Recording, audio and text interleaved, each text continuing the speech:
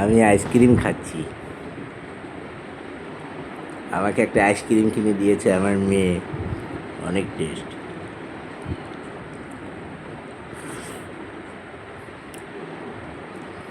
এগুলি আসলে আইসক্রিম না।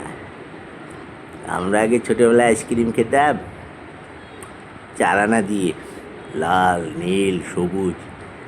কি যে মজা, চেটে চেটে খেতে। এইভাবে এইভাবে খাওয়া লাগতো।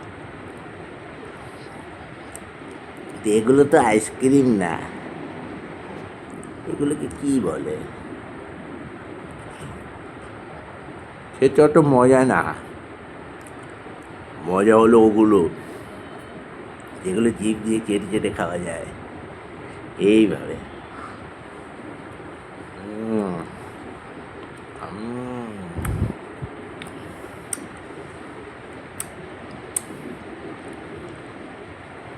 উম,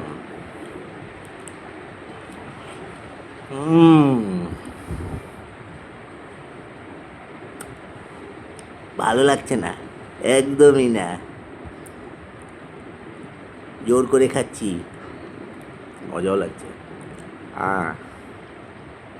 এগুলো আইসক্রিম না তো, এগুলো যেন একটা কি আইসক্রিম। ওগুলো কাঠিওয়ালা কাঠিওয়ালা, ওগুলো আইসক্রিম। হ্যাঁ, খেতে অনেক মজা। 4 আনা দিয়ে খেতাম।